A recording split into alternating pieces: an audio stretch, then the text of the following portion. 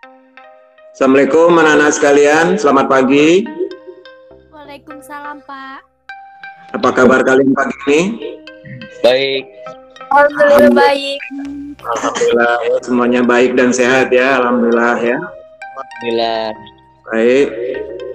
Nah, anak-anak sekalian, sebelum mulai pelajaran kita hari ini, mari kita buka pelajaran kita hari ini, kegiatan belajar mengajar kita hari ini dengan bersama-sama mengucap basmalah ya.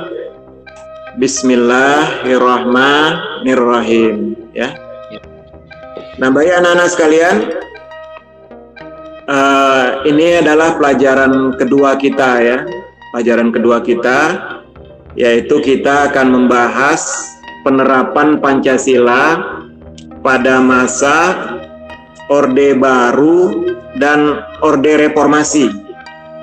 Ya, jadi penerapan Pancasila pada masa Orde Baru dan pada masa Orde Reformasi. Sambil kalian lihat buku paket kalian di halaman 8 ya. Mulai halaman 8 sampai dengan halaman 11 ya. Sampai halaman 11. Dan ini pelajaran kedua ini merupakan lanjutan dari pelajaran pertama kita minggu lalu. Pelajaran pertama kita minggu lalu mengenai penerapan Pancasila pada masa awal kemerdekaan dan pada masa Orde Lama ya. Bagaimana anak-anak, ada yang ingin kalian tanyakan tentang pelajaran yang pertama kemarin? Ada yang belum kalian pahami? Yang tersimpan di dalam hati kalian ya, ingin kalian tanyakan hari ini, boleh silakan ya. Minggu lalu itu pada pelajaran pertama kita membahas bagaimana penerapan Pancasila pada masa awal kemerdekaan. Awal kemerdekaan itu yaitu dari tahun 1945 sampai tahun berapa anak-anak? Tahun 1959 ya. Jadi itu dianggap sebagai awal kemerdekaan. Tahun 1945 sampai tahun 1959. 1945 sampai 1959 itu masih dianggap sebagai awal kemerdekaan ya. Karena kan kita merdeka itu kan 1945, 17 Agustus 1945. Yang kemarin baru berulang tahun kan. Ulang tahun kemerdekaan yang keberapa anak-anak? 76, Pak. Ya, Irwansa. Ya, Suci benar ya. Jadi ulang tahun yang ke-76. Alhamdulillah kemarin kalian Bapak berikan tugas nilai keterampilan ya, nilai keterampilan NK, yaitu menghias rumah kaca yang di sekolah ya. Alhamdulillah jawabannya keren-keren ya. Itu banyak yang Bapak kasih nilai 100 itu ya. Pintar kan? Ternyata kreatif. Jawaban-jawabannya kreatif ya. Nah, bagi yang belum, Bapak persilahkan dijawab. Dikirimkan jawabannya langsung di komentar video itu ya.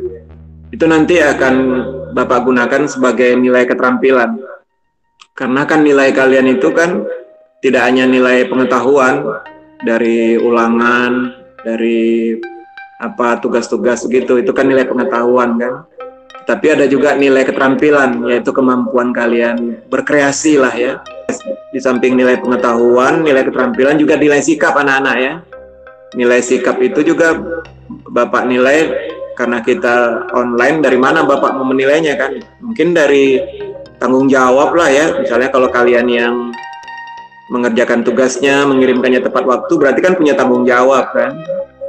Nah, berarti sikapnya sebagai anak yang bertanggung jawab gitu. Bisa Bapak berikan nilai sikapnya tinggi begitu ya. Kemudian mungkin partisipasi, misalnya keikutsertaan dia di dalam Google Meet hari ini kan berarti dia berpartisipasi kan. Dia sikap-sikap seperti itu anak-anak yang akan Bapak nilai dalam penilaian sikap nantinya gitu ya. Jadi gitu anak-anak ya. Nah, pada pelajaran pertama kemarin itu ada kira-kira yang ingin kalian tanyakan? Yaitu bahwa penerapan Pancasila pada awal kemerdekaan, apakah sudah lancar-lancar saja anak-anak? Apakah sudah diterapkan sebagaimana mestinya anak-anak Pancasila pada awal kemerdekaan kita? Sudah apa belum? Nazib? Nazib? Ya Pak. Masya Allah, Nazib ya, alhamdulillah dengar suara Bapak ya. Soalnya tadi pada diam Ya, semua, Bapak tidak dengar suara Bapak ya. Nah, Nggak ada Nazib, fitur mic tadi, Pak. hah? Apa? Nggak ada fitur mic-nya? Tapi Iya, ini udah Pak. ada ya? Nah, ini udah ada ya? Udah dengar ya? Suara kamu juga dengar ya? Bapak dengar suara kamu ya? Iya Pak. Itu Ismail kelihatan orangnya itu. Dengar suara Bapak nggak Ismail? Bukan Ismail tuh, Hafiz ya, Hafiz. Dengar suara Bapak nggak Hafiz? Hafiz dengar ya? Nah, ya, alhamdulillah ya. Ini hati-hati kita nih, nanti Bapak bicara sorangan we nanti ya. Jangan sampai nih. Coba kalian mau ketawa, senyum silakan, nggak apa-apa ya, supaya kita berasa di kelas gitu ya. Berasa di dalam kelas kita ya. Berasa di dalam kelas ya. Nah, jadi anak-anak, pertanyaan Bapak tadi, apakah di awal kemerdekaan penerapan Pancasila itu sudah dilaksanakan dengan baik atau belum? Nah, belum ya. Jawabnya belum anak-anak. Buktinya apa? Buktinya yaitu di awal-awal kemerdekaan kita itu masih banyak pemberontakan. Coba kalian lihat lagi halaman 3. Ada pemberontakan PKI di situ ya, komunis ya. Tahun 1948 itu. Pemberontakan PKI, Partai Komunis Indonesia, tahun 1948 itu. 3 tahun setelah kita merdeka ada pemberontakan PKI, bayangin dulu. Ya kan? Baru 3 tahun kita merdeka, langsung dihajar oleh pemberontakan PKI, Partai Komunis Indonesia. Ya. Apa penyimpangan yang mereka lakukan anak-anak? Ada yang tahu nggak? Apa penyimpangan yang mereka lakukan? Ingin mengubah sila pertama. Betul sekali Nazib ya, ingin mengubah ideologi Pancasila dengan ideologi komunis. Bukan hanya sila pertama, Pancasilanya mau dirubah itu. Ingin dirubah menjadi komunis. Itu kan luar biasa, padahal kita baru bayi kan waktu itu ya. Bayi lah ya. Baru berapa tahun umurnya itu? Baru 3 tahun.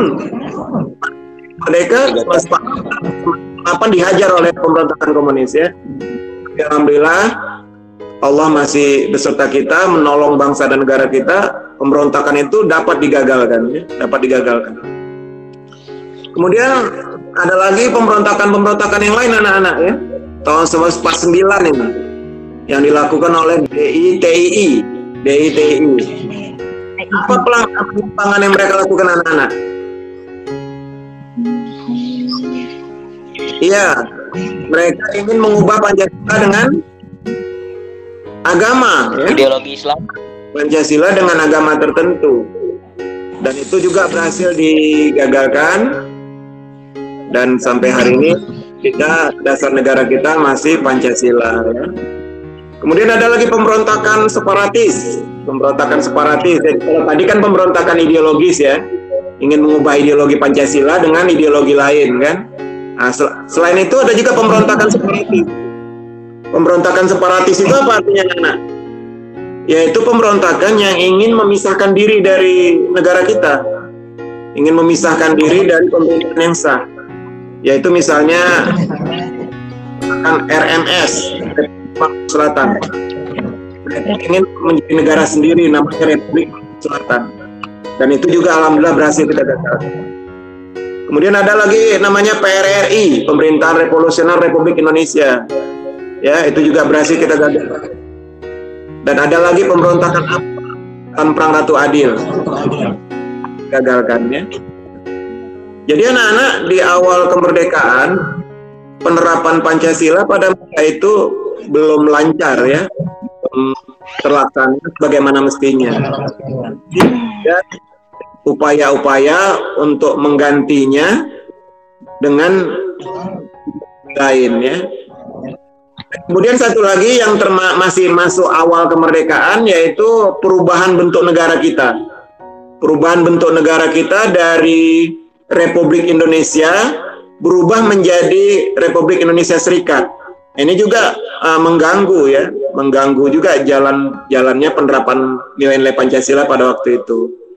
Dan setelah dari RIS, kita balik lagi menjadi NKRI.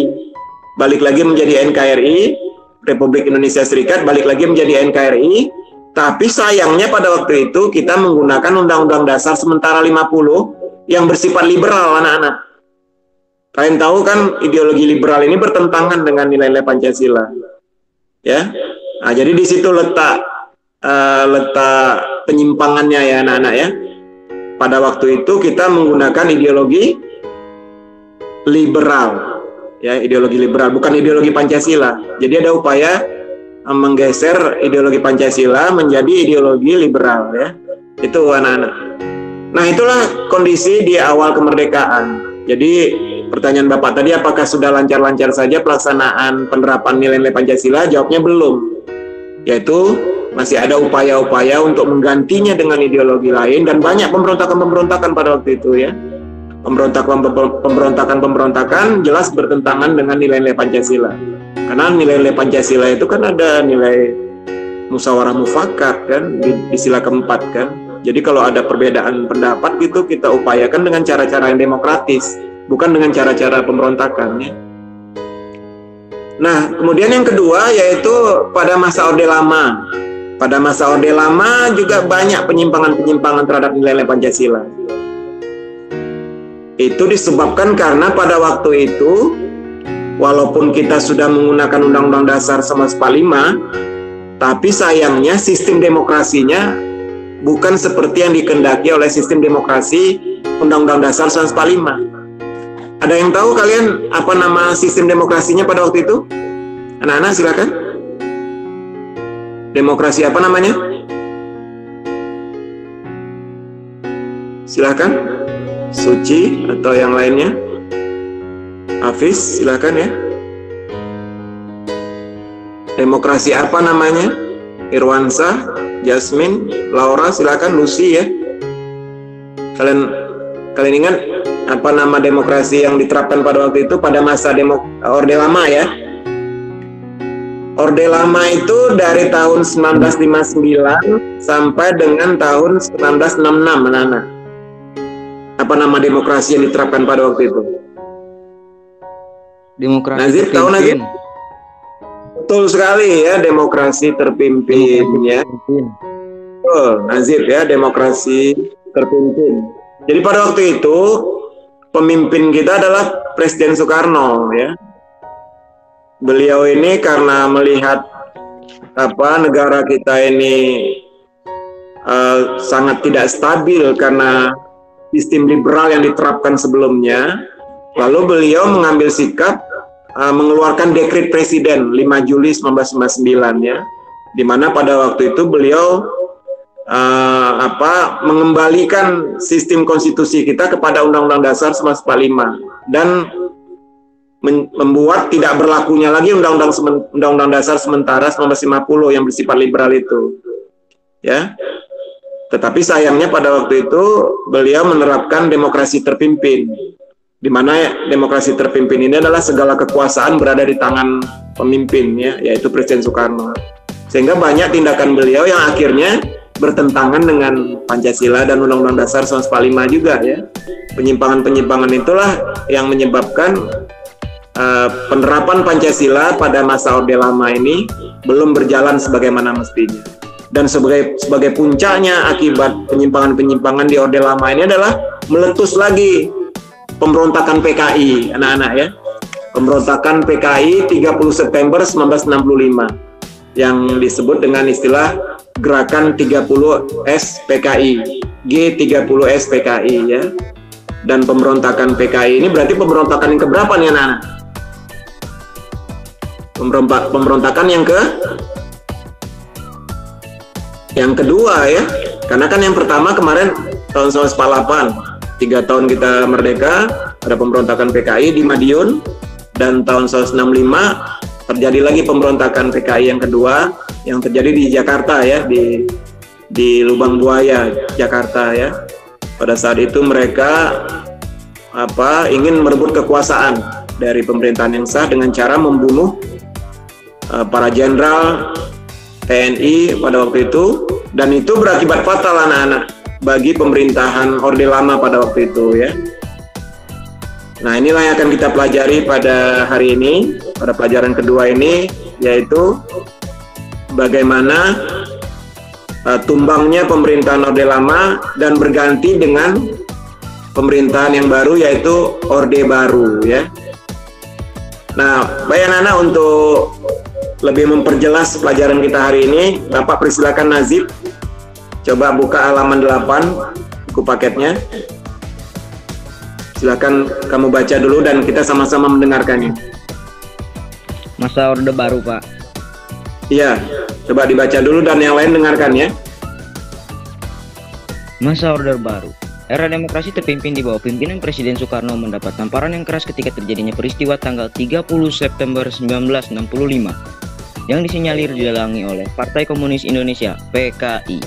Pemberontakan PKI tersebut membawa akibat yang teramat fatal bagi partai itu sendiri, yaitu dibubarkannya PKI dengan seluruh organisasi di bawah naungannya dan dinyatakan sebagai organisasi terlarang di Indonesia. Begitu juga dengan Presiden Soekarno yang berkedudukan sebagai pimpinan besar revolusi dan Panglima Angkatan Perang Indonesia. Secara pasti, sedikit demi sedikit kekuasaannya berkurang, bahkan lengser dari jabatannya sebagai presiden. Hal tersebut terjadi dengan dikeluarkannya pengumuman penyerahan kekuasaan pemerintah kepada Jenderal Soeharto sebagai pengemban ketetapan MPRS nomor 1X MPRS _1966 pada tanggal 20 Februari 1967. Perpindahan kekuasaan ini dikukuhkan oleh MPRS dalam sidang istimewanya tanggal 7 Maret 1967 yang dituangkan dalam TAP MPR nomor XXX 33 MPRS _1967, yakni mencabut kekuasaan pemerintah dari Presiden Soekarno dan mengangkat Soeharto sebagai pejabat presiden hingga dilaksanakannya pemilu. Iya, baik. Terima kasih Nazib.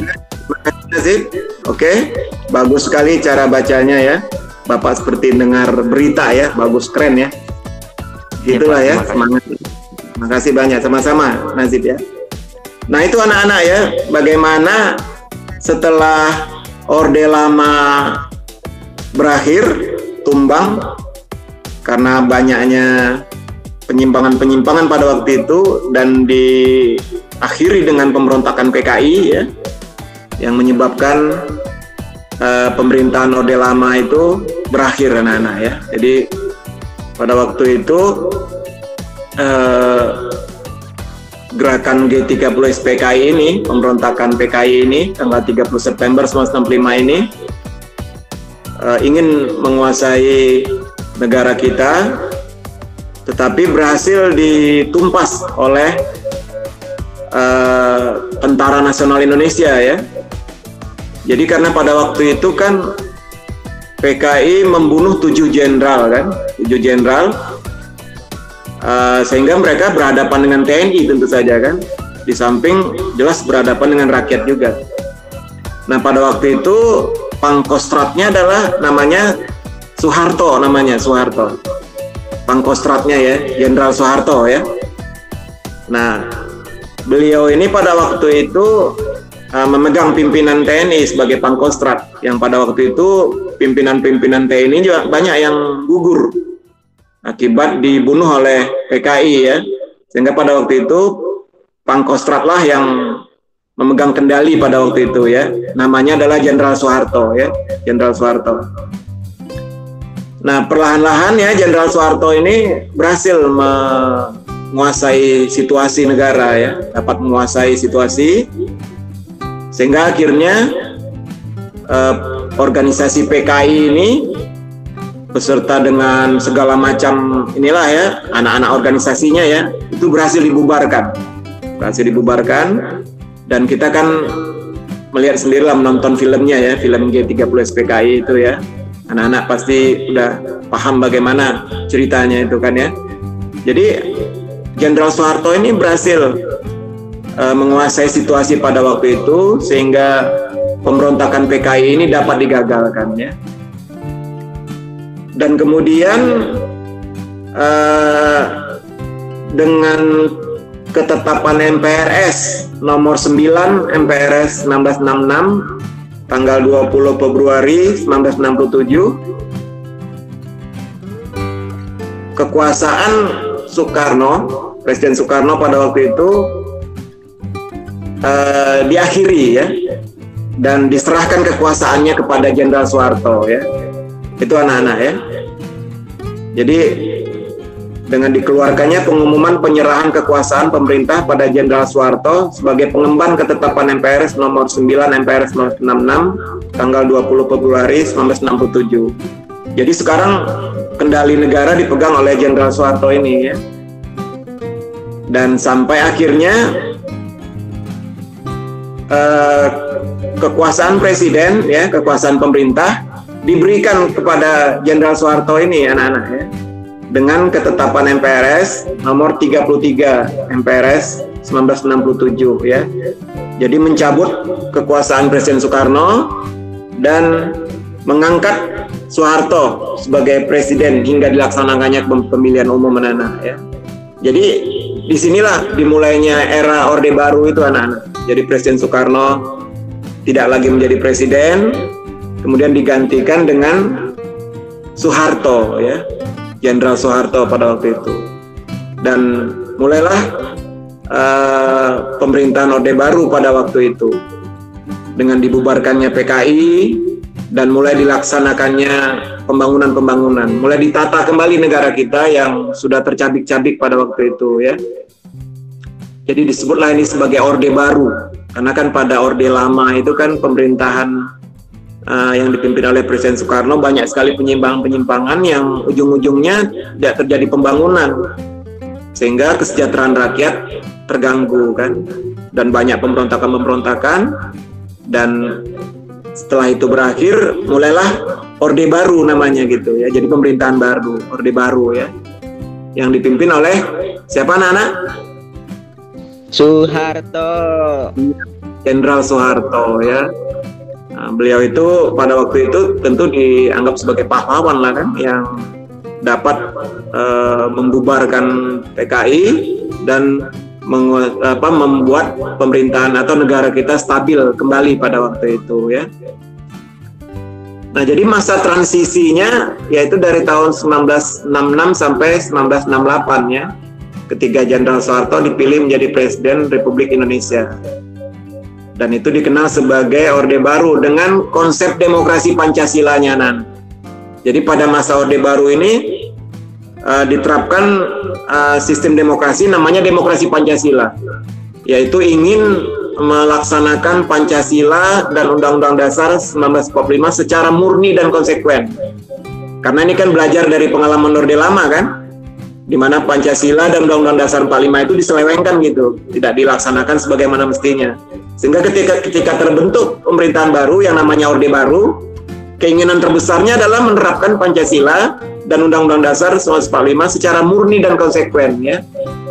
Nah, jadi itu apanya anak-anak, gambarannya bagaimana kita pada masa itu tentu suasananya sangat bergembira begitu, karena sudah ada pemerintahan baru. Karena selama pemerintahan Orde Lama itu kan banyak hal-hal buruk yang terjadi dan puncaknya adalah pemberontakan G30 PKI. Nah, dengan adanya pemerintahan baru ini yang dipimpin oleh Soeharto ini, Orde Baru ini, maka rakyat senang sekali, dan para pemimpin kita pada waktu itu pun berusaha lah menata kembali negara kita dan berusaha menerapkan Pancasila dan Undang-Undang Dasar 1945 dengan sebaik-baiknya begitu ya, dengan murni dan konsekuen. Itu cita-cita awalnya ya anak-anak ya. Kita masih bicara tentang cita-cita awalnya ya. Nah, pada waktu itu Soeharto sebagai presiden pada waktu itu berusaha membangun negara kita ini dengan rapi ya, dengan menerapkan rencana pembangunan 5 tahun namanya ya, Repelita, rencana pembangunan 5 tahun ya. Jadi segala sektor dibangun, ekonomi, sosial, budaya, keuangan, kesejahteraan rakyat berusaha digenjot supaya meningkat gitu ya, dengan rencana pembangunan 5 tahun ini anak-anak ya. Dan pada waktu itu MPR yang menjadi lembaga tertinggi pada waktu itu setiap 5 tahunnya bersidang selalu mengeluarkan yang disebut dengan GBHN, garis-garis besar haluan negara ya. Dan pemerintah menjalankan GBHN tersebut selama 5 tahun. Nanti kemudian 5 tahun kemudian disidangkan lagi, dibentuk lagi GBHN yang baru ya. Jadi pemerintah pada waktu itu bekerja berpedoman kepada yang namanya garis-garis besar haluan negara atau GBHN ya. Dan pembangunan dilaksanakan secara terencana yang disebut dengan Repolita, rencana pembangunan 5 tahun ya. Nah seperti itu gambarannya anak-anak pemerintahan Orde Baru pada waktu itu. Jadi berusaha sekuat tenaga mereka untuk tidak lagi mengulangi kesalahan di masa awal kemerdekaan maupun di awal Orde Lama gitu, pada masa Orde Lama gitu. Nah gitulah gejolak upaya untuk membangun negara kita pada waktu itu ya. Tapi anak-anak, bagaimana akhirnya Orde Baru ini? Nah, mari kita sama-sama baca ya. Bapak persilakan Hafiz, coba baca. Lanjutkan ya yang dibaca oleh Nazib tadi. Silakan Hafiz. Era baru dalam pemerintahan dimulai setelah masa transisi yang singkat, yaitu antara tahun 1966 sampai 1968. Ketika Jenderal Soeharto dipilih menjadi Presiden Republik Indonesia. Era tersebut kemudian dikenal sebagai Orde Baru dengan konsep demokrasi Pancasila. Visi utama pemerintahan Orde Baru ini adalah untuk melaksanakan Pancasila dan UUD NRI tahun 1945 secara murni dan konsekuen dalam setiap aspek kehidupan masyarakat Indonesia. Dengan visi tersebut, Orde Baru memberikan secercah harapan bagi rakyat Indonesia, terutama yang berkaitan dengan perubahan-perubahan politik dari yang bersifat otoriter pada masa demokrasi terpimpin di bawah Presiden Soekarno menjadi lebih demokratis. Harapan rakyat tersebut tentu saja ada dasarnya. Presiden Soeharto sebagai tokoh utama Orde Baru dipandang rakyat sebagai seseorang yang mampu mengeluarkan bangsa ini dari keterpurukan. Hal ini dikarenakan beliau berhasil membubarkan PKI yang ketika itu dijadikan musuh utama negeri ini. Selain itu, beliau juga berhasil menciptakan stabilitas keamanan dalam negeri pasca pemberontakan PKI dalam waktu yang relatif singkat. Itulah beberapa alasan yang menjadi dasar kepercayaan rakyat terhadap pemerintah Orde Baru di bawah pimpinan Presiden Soeharto. Pada masa pemerintahan Orde Baru, pembangunan nasional dapat dilaksanakan secara bertahap dan berkesinambungan melalui rencana pembangunan 5 tahun Repolita dan program pembangunan yang tertuang di dalam garis-garis besar haluan negara GBHN. Hal tersebut menjadikan pembangunan nasional tumbuh dengan pesat di segala bidang kehidupan. Iya, terima kasih Hafiz. Terima kasih Hafiz ya. Nah itu anak-anak yang Bapak sampaikan tadi ya. Jadi begitu bergembiranya rakyat pada waktu itu dengan lahirnya pemerintahan baru yang disebut dengan Orde Baru di bawah pemerintahan Presiden Soeharto ya. Jadi masa transisinya itu dari 1966 sampai 1968 ya. Kemudian Presiden Soeharto menjadi presiden dan mulai melaksanakan pembangunan di segala sektor pada waktu itu. Kemudian anak-anak singkat waktu ternyata pemerintahan Orde Baru ini tidak memberikan kebebasan kepada rakyat anak-anak ya, tidak memberikan kebebasan kepada rakyat. Jadi segala hal pada waktu itu dikontrol, diawasi dengan ketat oleh pemerintah pada waktu itu dengan alat-alat negaranya lah ya. Jadi yang namanya hal-hal yang berbeda pendapat, hak-hak rakyat untuk berdemokrasi, untuk menyampaikan aspirasinya pada waktu itu dicegah. Jadi negara pada waktu itu, pemerintahan pada waktu itu sangat mengontrol kebebasan rakyat ya. Bahkan tidak hanya rakyat anak-anak sekalian, lembaga-lembaga negara seperti DPR, MPR, DPA, BPK, dan MA pada waktu itu pun berada di bawah kontrol dari pemerintah ya. Ya, apalagi rakyat seperti LSM, partai politik dan sebagainya pada waktu itu sangat dibatasi ruang geraknya gitu. Pers ya, surat kabar, berita-berita, TV, koran dan lain sebagainya itu dibatasi ruang gerak mereka. Kebebasan berpendapat, kebebasan bersuara pada waktu itu sangat dibatasi anak-anak ya. Mungkin karena ketakutan nanti pemerintahannya akan digoyang atau akan dijatuhkan oleh hal-hal yang dapat mengganggu stabilitas negara, stabilitas pembangunan dan lain-lain sebagainya. Jadi karena terlampau fokus kepada upaya membangun negara ya, seperti membangun ekonomi, membangun jalan, membangun jembatan, gedung-gedung, keuangan dan lain sebagainya. Sehingga hak-hak rakyat yang lain seperti hak untuk berdemokrasi, kebebasan berpendapat, hak asasi manusia dan lain-lainnya seperti mulai dibatasi gitu anak-anak ya. Bahkan semuanya dikontrol pada waktu itu. Suara-suara yang berbeda pendapat dengan pemerintah akan dihabisi itu anak-anak ya. Akan ditangkap, akan diproses lah gitu ya, sehingga akhirnya dibungkam gitu ya. Bahkan partai-partai yang pada masa awal Orde Lama itu kan banyak itu kan partai-partai kan, pada masa Orde Baru ini dibatasi hanya 3 partai aja, nggak boleh banyak-banyak. Yaitu partai apa anak-anak? Ada yang namanya P3, Partai Persatuan Pembangunan, kemudian Golongan Karya, Golkar, dan PDI, Partai Demokrasi Indonesia. Dan pemerintah pada waktu itu adalah Golkar anak-anak ya. Sehingga karena pembatasan ini, setiap 5 tahun itu anak-anak yang partai yang menang adalah Golkar ini, karena Presiden Soeharto pada waktu itu adalah berada di bawah Golkar gitu anak-anak. Sehingga setiap 5 tahunnya Golkar ini yang menang terus kalau ada pemilu ya. Memang pemilu dilaksanakan setiap 5 tahun anak-anak ya.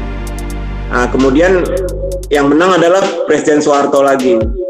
Beliau menjadi presiden lagi. Kemudian 5 tahun beliau berkuasa. Diadakan lagi pemilihan umum, beliau lagi yang menang. Karena calon pada waktu itu sangat dibatasi anak-anak ya. Cuma beliau lagi yang dicalonkan, karena kan cuma ada 3 partai. P3 mencalonkan beliau, Golkar udah pasti mencalonkan beliau lagi kan, PDI juga mencalonkan beliau kan, karena calon-calon lain pada waktu itu nggak akan berani ya, nggak akan berani karena mereka pasti dibatasi lah ruang geraknya ya. Sehingga yang muncul lagi ya Soeharto lagi. Tidak ada lagi calon yang lain, paling partai-partai yang lain itu seperti P3 atau PDI itu hanya berani mencalonkan wakil presiden saja pada waktu itu. Dan beliau lagi yang menang. Sehingga pada waktu itu keadaan demokrasi kita benar-benar sangat terbatas anak-anak ya. Hanya kelompok-kelompok yang sejalan dengan pemerintah saja yang waktu itu diakomodasi, yang diterima. Sedangkan kelompok-kelompok yang bertentangan, yang berbeda pendapat dengan pemerintah pada waktu itu akan mendapat hambatan-hambatan ya anak-anak sekalian ya. Jadi oleh sebab itulah pada tahun 1998 rakyat mulai bosan anak-anak. Sehingga terjadi gerakan-gerakan rakyat, demonstrasi di mana-mana ya, yang menuntut supaya Presiden Soeharto ini mundur ya. Menuntut beliau untuk mengundurkan diri. Dan pada waktu itu demonstrasi besar-besaran anak-anak ya, sampai menduduki gedung MPR. Dan bulan Mei tahun 1998 itu akhirnya pemerintahan Soeharto ini pun mengundurkan diri anak-anak ya. Bulan Mei tahun 1998 beliau mengundurkan diri, kemudian digantikan dengan wakil presiden pada waktu itu, yaitu siapa anak-anak, ada yang tahu? Siapa Pak wakil presiden terakhir pada masa pemerintahan Presiden Soeharto pada waktu itu? Ada yang tahu nggak? Nazir, silakan. Gus Dur. Coba ada jawaban lain? B.J. Habibie. Betul, Habibie ya. Jadi Habibie. Habibie. Jadi pada masa pemerintahan Orde Baru itu presidennya itu terus selama lebih dari 30 tahun ya. Yang berganti adalah wakil presidennya ya.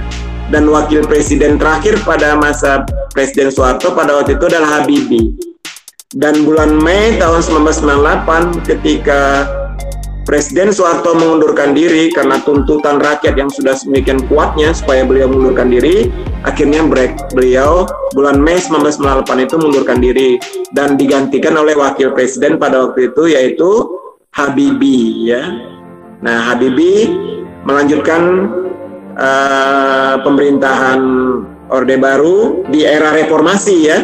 Jadi setelah Orde Baru ini berakhir masuk era baru namanya Orde Reformasi ya anak-anak ya, sampai hari ini ya, sampai hari ini disebut sebagai Orde Reformasi. Dan Habibie pada waktu itu setelah Soeharto mengundurkan diri menggantikan beliau sampai dilaksanakannya pemilihan umum yang baru di era reformasi ya, yaitu tahun 1999 ya.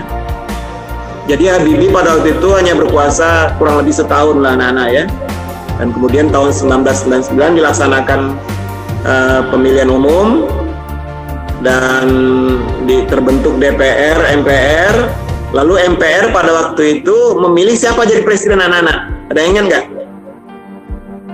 Bukan Habibie ya. Habibie pada waktu itu tidak mencalonkan diri. MPR pada waktu itu memilih siapa jadi presiden?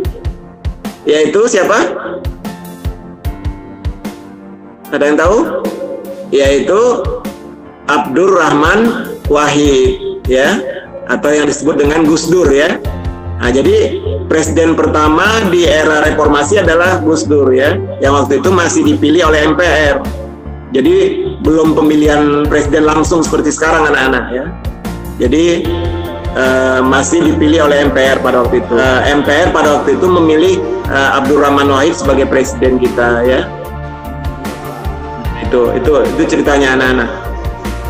Padahal partai pemenang pada pemilu 1999 itu siapa? Partai mana anak-anak? Ada yang tahu nggak kalian? Partai yang menang pada pemilihan umum tahun 1999 itu partai mana anak-anak?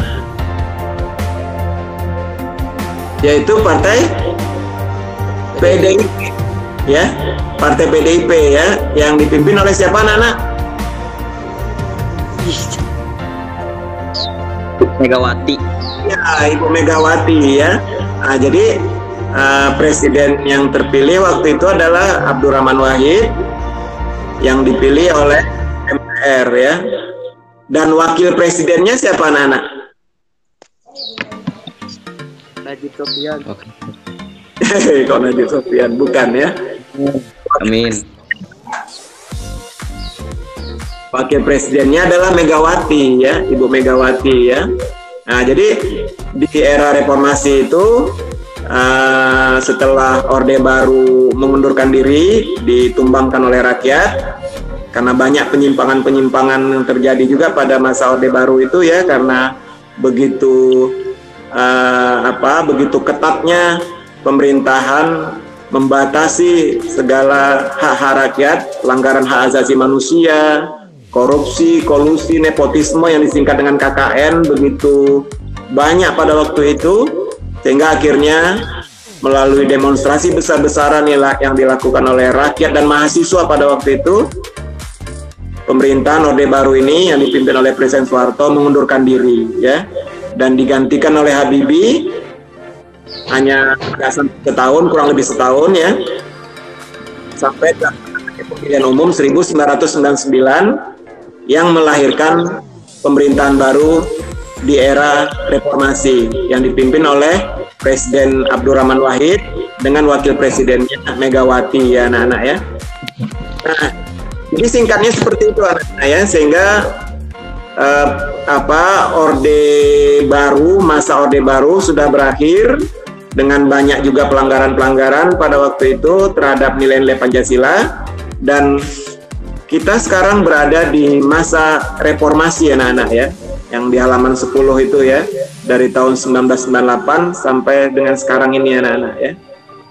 Jadi pada masa reformasi sekarang ini, pada awal reformasi itu karena kegembiraan yang luar biasa dari rakyat setelah dikungkung selama 32 tahun di masa pemerintahan Orde Baru, sehingga cenderung kebebasan rakyat itu tumpah meluap-luap anak-anak ya, sehingga kadang-kadang sampai melupakan nilai-nilai Pancasila juga. Coba Bapak persilahkan, siapa nih Irwansah? Coba baca yang di halaman 10 anak-anak, masa reformasi. Silakan Irwansah.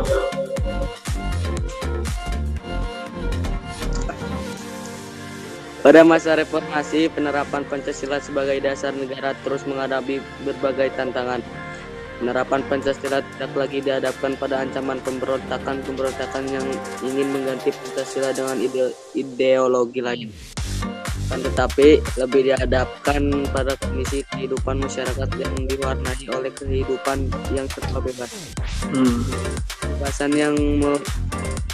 Kebebasan yang mewarnai kehidupan masyarakat Indonesia saat ini meliputi berbagai macam bentuk, mulai dari kebebasan berbicara, berorganisasi, kreativitas masyarakat, tapi di sisi lain juga bisa mendatangkan dampak negatif yang merugikan bangsa Indonesia sendiri.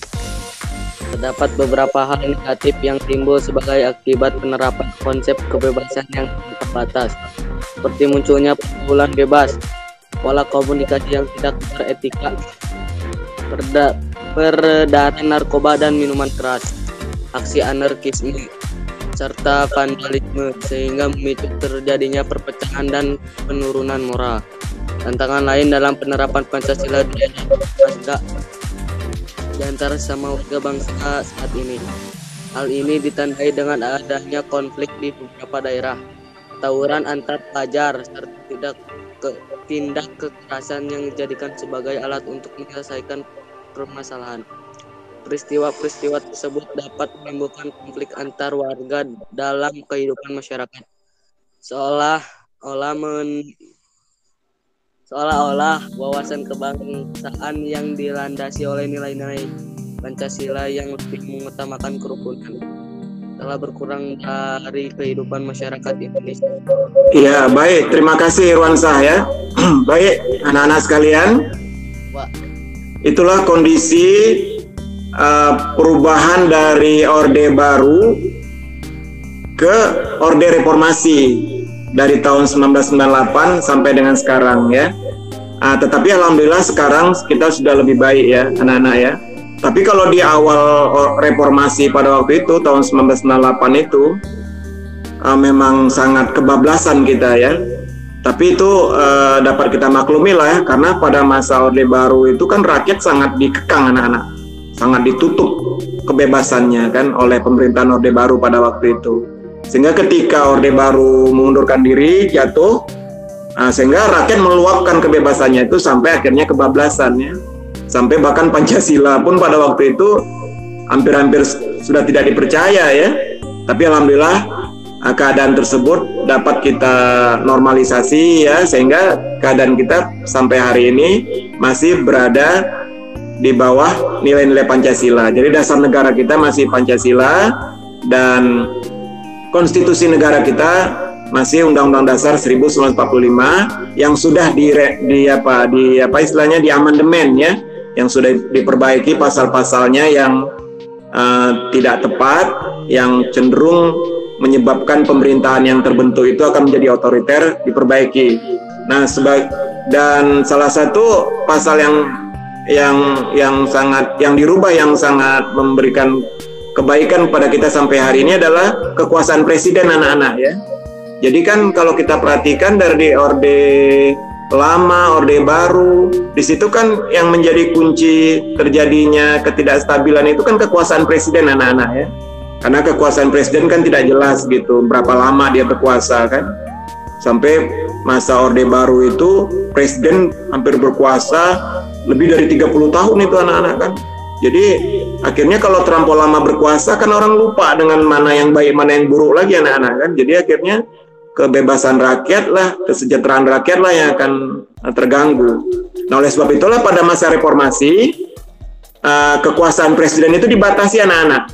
yaitu ada pasal di dalam Undang-Undang Dasar 45 yang membatasi bahwa presiden itu hanya bisa dipilih 2 periode anak-anak ya. Jadi dia terpilih 1 periode 5 tahun, kemudian periode selanjutnya dia masih boleh mencalonkan diri 5 tahun lagi. Tapi setelah itu apakah boleh masih mencalonkan diri lagi anak-anak? Tidak ya, tidak boleh lagi mencalonkan diri ya. Hanya sampai 2 periode saja. Jadi 10 tahun lah satu orang presiden itu dia hanya dapat berkuasa 10 tahun anak-anak kalau dia terpilih lagi untuk periode kedua. Dan kemudian perubahan yang lainnya yaitu presiden dipilih langsung oleh rakyat anak-anak sekarang. Jadi tidak lagi dipilih oleh MPR seperti pada masa orde-orde sebelumnya. Jadi rakyatlah yang memilih langsung. Bahkan tidak hanya presiden yang dipilih langsung, sekarang ini bupati, gubernur, bupati, wali kota pun dipilih langsung sekarang ini anak-anak ya. Jadi dengan adanya perubahan-perubahan itu, negara kita sampai hari ini masih stabil, ekonomi dapat kita jalankan dengan baik walaupun banyak hambatan-hambatan di mana-mana ya. Dan sekarang ini kita berada di bawah pemerintahan Jokowi ya, Presiden Jokowi ya. Di bawah pemerintahan Presiden Jokowi periode keduanya ini anak-anak ya. Jadi kalau kita ikuti perjalanan negara kita ini, kalau kita lihat dari sisi pemimpinnya, dari presidennya ya. Setelah Gus Dur berkuasa pada masa awal reformasi itu, yang wakil presidennya waktu itu adalah Megawati, tetapi ini ternyata tidak berlangsung lama anak-anak ya. Beliau ini hanya berkuasa kurang lebih 2,5 tahun. Setelah itu beliau diturunkan oleh MPR pada waktu itu ya. MPR yang menurunkannya anak-anak karena banyak kontroversi dalam pemerintahan beliau pada waktu itu, sehingga akhirnya MPR melalui sidang istimewanya menurunkan beliau dan menggantinya dengan siapa anak-anak? Menggantinya dengan wakil presidennya pada waktu itu, yaitu siapa? Megawati. Ya, jadi Ibu Megawati melanjutkan pemerintahan Presiden Abdurrahman Wahid dan sampai dengan akhir periode beliau dilaksanakan pemilihan umum yang baru, yang waktu itu sudah dilaksanakan secara langsung. Jadi pemilihan presiden secara langsung yang dipilih langsung oleh rakyat. Dan waktu itu yang terpilih siapa anak-anak? Yang menggantikan Presiden Megawati siapa anak-anak? Yaitu Presiden SBY Susilo Bambang Yudhoyono ya. Dan beliau ini berkuasa selama berapa tahun anak-anak? Selama 2 periode ya, 2 periode. Jadi 2 periode Presiden SBY pada waktu itu sampai 2014. 2014 dilaksanakan lagi pemilihan umum, yang terpilih siapa anak-anak? Jokowi. Presiden Jokowi. Jadi begitulah keadaan pemerintahan kita pada waktu itu, dan tentu saja banyak dilakukan upaya-upaya perbaikan di sana sini, belajar dari periode-periode sebelumnya anak-anak ya, sampai dengan hari ini kita berusaha baik pemerintah maupun rakyat melaksanakan nilai-nilai Pancasila sebagaimana mestinya ya, nilai-nilai ketuhanan, nilai-nilai kemanusiaan, nilai-nilai persatuan, nilai-nilai kerakyatan, dan nilai-nilai keadilan sosial berusaha dilaksanakan sebaik-baiknya supaya berjalan sebagaimana mestinya, begitu anak-anak ya. Dan termasuk kita rakyat, para pemimpin berusahalah agar nilai-nilai Pancasila yang sudah diterima oleh seluruh rakyat Indonesia ini dapat kita laksanakan dengan sebaik-baiknya, sehingga gangguan-gangguan yang menyebabkan penderitaan pada rakyat kita usahakan tidak terjadi, dan kalau bisa negara kita dari hari ke hari semakin maju gitu anak-anak ya. Nah itulah ujung pelajaran kita anak-anak ya, penerapan Pancasila dari masa ke masa ya, dari awal kemerdekaan, dari Orde Lama, Orde Baru, dan Orde Reformasi ya anak-anak sekalian ya. Silakan anak-anak, sebelum kita akhiri pertemuan kita hari ini, mungkin ada yang ingin kalian tanyakan, ada yang kalian tidak mengerti. Sebelum nanti Bapak memberikan pertanyaannya, mungkin ada yang ingin kalian tanyakan, silakan. Sejauh ini belum ada, Pak. Nah, kalau tidak ada, nanti supaya lebih lengkap pengetahuan kalian, bisa kalian baca buku paketnya, kemudian kalian bisa browsing juga di Google, di internet ya. kalian baca-baca tentang masa reformasi dan perubahan-perubahan yang sudah terjadi sampai dengan hari ini, pemerintahan Presiden Jokowi periode kedua ya. Nah, baik anak-anak, karena waktu kita sudah habis, Bapak akan memberikan tugas pada kalian, satu tugas saja. Nanti kalian jawab langsung di komentar videonya. Silahkan dicatat supaya tidak lupa. Satu pertanyaan saja. Ya, Pak. Pak ulang lagi, coba kalian jelaskan perbedaan Udah, Pak. penerapan nilai-nilai Pancasila, penerapan nilai-nilai Pancasila pada masa Orde Lama,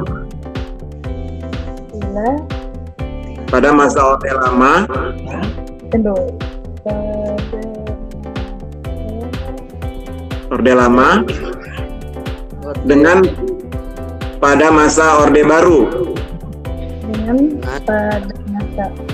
pada masa Orde Baru.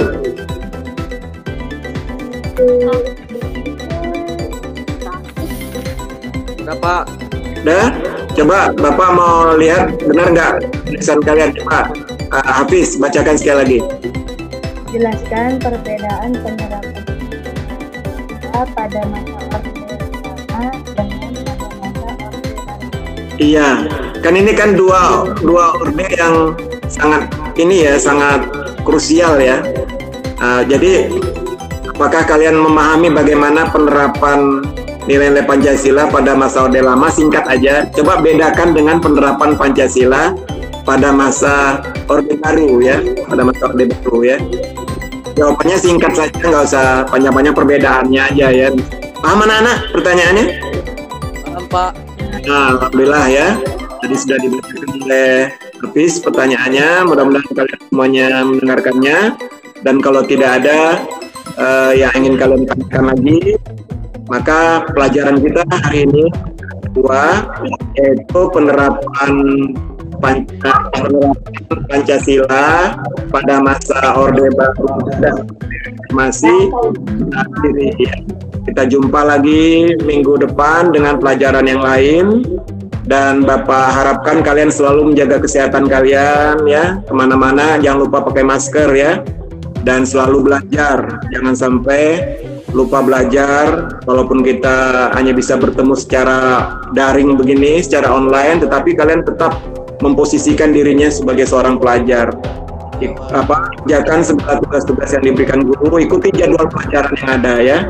Terima kasih anak-anak. Mari kita akhiri pelajaran kita hari ini. Ucap hamdalah. Alhamdulillah alamin. Assalamualaikum warahmatullahi wabarakatuh. Waalaikumsalam. Waalaikumsalam.